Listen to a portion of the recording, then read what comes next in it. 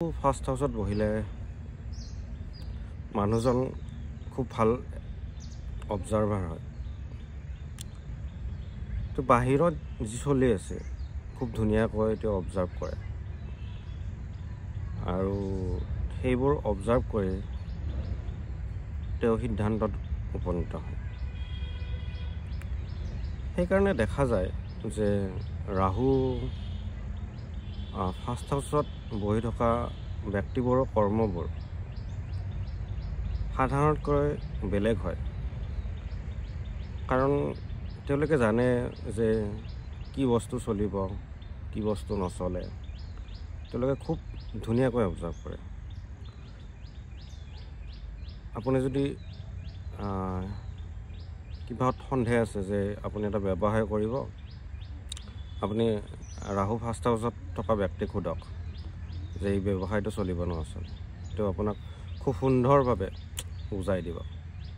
চ' এইটো এটা বিশেষ গুণ ৰাহু ফাৰ্ষ্ট হাউচত থকা ব্যক্তিবোৰৰ বাবে। কিন্তু কেইটামান নিগেটিভ গুণো আহে তেওঁলোকৰ, যেনেকুৱা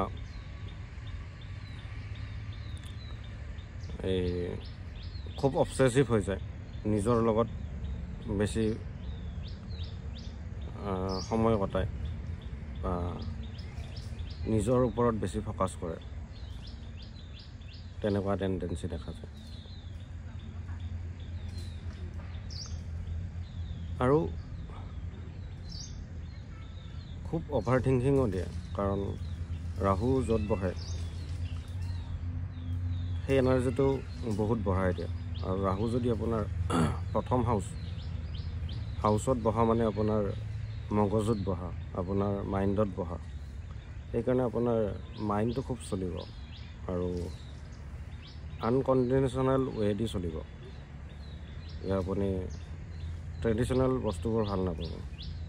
ট্ৰেডিশ্যনেল যিবিলাক আমাৰ দেখা যায় সেইবোৰ বস্তু আপুনি অলপ ইউনিকনেছ বিচাৰিব, আউট অফ দ্য বক্স ভাবিব। চ' দেখা যায় যিবিলাক ৰাহু ফাৰ্ষ্ট হাউচ থাকে তেওঁলোকে আউট অফ দ্য বক্স কিছুমান কাম কৰে আৰু সেইকাৰণে তেওঁলোকৰ ৰিকগনেশ্যনো পোৱা যায়। তেওঁলোকক আমি বেলেগ দৃষ্টিৰে চাওঁ। চ' এইখিনি গুণ আছে যে তেওঁলোকৰ এটা বিশেষ উদ্ভাৱনী শক্তি থাকে। তেওঁলোকে চাইণ্টিষ্ট হওক বা কিবা হওক, তেওঁলোকৰ ৰাহুৰ প্ৰভাৱটো বেছি থাকে, কাৰণ তেওঁলোকৰ উদ্ভাৱনী শক্তিটো খুবেই প্ৰবল হৈ থাকে।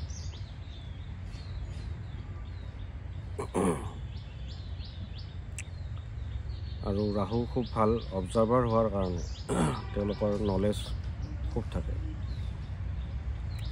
বাহিৰৰ জগতৰ। যেনেকৈ কেতু যদি ফাৰ্ষ্ট হাউচত বহে, তেওঁলোকে ইনাৰ চেল্ফৰ বিষয়ে বিশেষ জানিব। এতিয়া ৰাহু হ'ল বাহিৰৰ জগত, সেইকাৰণে ৰাহু ফাৰ্ষ্ট হাউচত বহিলে বহি জগতৰ কথা তেওঁলোকে বিশেষ জানিব। কোন মানুহ কেনেকুৱা, মানুহ চিনি পোৱাও তেওঁলোকৰ গুণ থাকে। তেওঁলোকক ঠগাব নোৱাৰে। আপুনি কি মনোভাৱ লৈ আহিছে, কি আহিছে,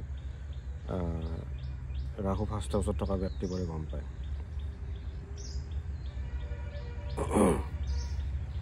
এটা বস্তু তেওঁলোকৰ মেৰিড লাইফত অলপ তেওঁলোকে প্ৰব্লেম ফেচ কৰে, কাৰণ তেওঁলোকে খুব নিজক লৈ ব্যস্ত থাকে। আৰু ৰাহুৰ উলটা ফালে কেতু থকাৰ কাৰণে কেতুৱে তাত ডিটাচমেণ্ট আনি দিয়ে, মানে আদাৰ পাৰ্চনৰ প্ৰতি ডিটাচমেণ্ট আনিব। চ' সেইকাৰণে মেৰিড লাইফত অলপ তেওঁলোকে প্ৰব্লেম ফেচ কৰে। কিন্তু তেওঁলোকৰ পাৰ্টনাৰক যদি তেওঁলোকে গুৰুত্ব দিয়ে, ভালদৰে যিখিনি গুৰুত্ব দিব লাগে সেইখিনি দিয়ে, তেতিয়া সেই প্ৰব্লেমটো ফেচ নকৰিব।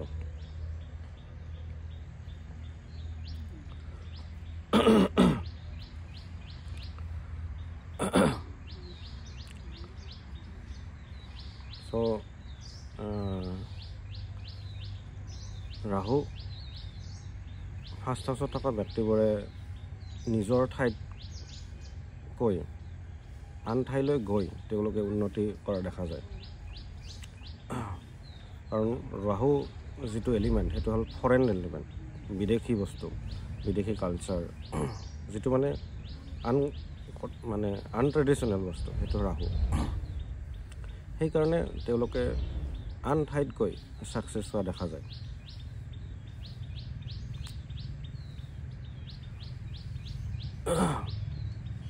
আৰু তেওঁলোকক বিদেশত গৈ এষ্টাব্লিছমেণ্ট কৰা দেখা যায়। বিদেশত তেওঁলোকে ঘৰ মাটি কৰা দেখা যায় বা বিদেশী কোম্পানীত কাম কৰি তেওঁলোকে সফলতা অৰ্জন কৰে। আৰু তেওঁলোকক সাধাৰণতে দেখা যায় তেওঁলোকে ছ'চিয়েল মিডিয়াত অলপ পপুলাৰ হয়। কাৰণ ৰাহুটো আমাৰ টেকন'লজি আৰু ছ'চিয়েল মিডিয়াও ৰাহুৰ আণ্ডাৰত পৰে, ৰাহুৰ কাৰকৰ আণ্ডাৰত পৰে। চ' সেইকাৰণে তেওঁলোকে যদি ছ'চিয়েল মিডিয়াৰ লগত জড়িত ব্যৱসায় কৰে বা ছ'চিয়েল মিডিয়াত কাম কৰে, তেওঁলোকৰ সোনকালে তাত মানে পপুলাৰিটি পায় বা ছাকচেছ হোৱা দেখা যায়। আৰু ৰাহু আপোনাৰ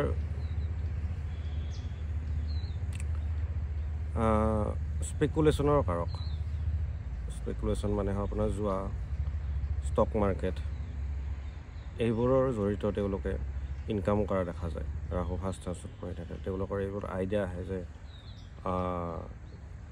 কোনটো ষ্টক কিমান কি কৰিব, তেওঁলোকৰ এটা আইডিয়া থাকে।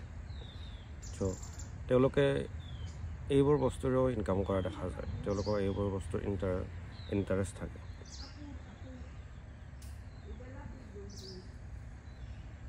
আৰু আপুনি দেখিব ৰাহু ফাৰ্ষ্ট হাউচত থকা ব্যক্তিজনৰ আপুনি সাধাৰণতে বেলেগ দেখিব, তেওঁৰ থিংকিংবোৰ বেলেগ দেখিব, ট্ৰেডিশ্যনেল নহয় মানে।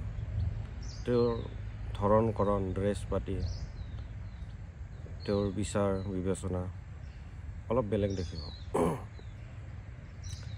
তেওঁৰ আদৰ্শ, তেওঁৰ ধৰ্মৰ ওপৰত বিশ্বাস, এইবোৰ সাধাৰণতে আপুনি বেলেগ দেখিব তেওঁৰ ৰাহু ফাৰ্ষ্ট হাউচত থকা ব্যক্তিজন।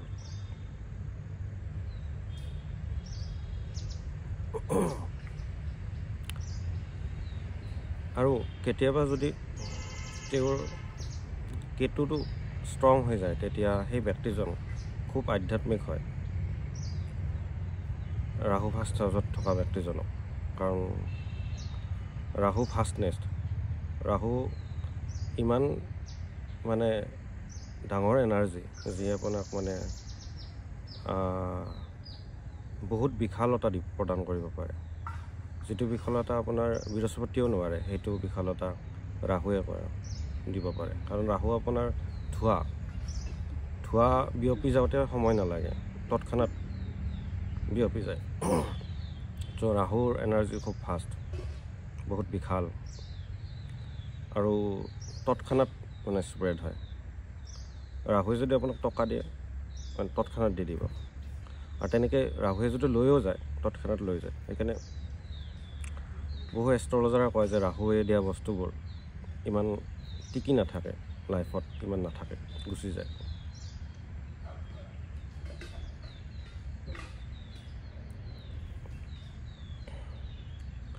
তেনেকুৱা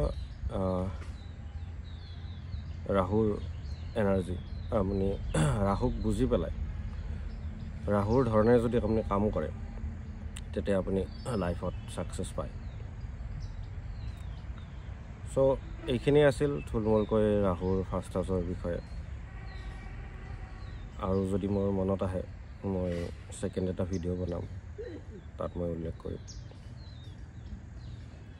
আৰু আপোনালোকে যদি মোৰ ভিডিঅ'বোৰ ভাল পায়, চেনেলটো ছাবস্ক্ৰাইব কৰিব আৰু ভিডিঅ'বোৰ শ্বেয়াৰ কৰিব। ধন্যবাদ।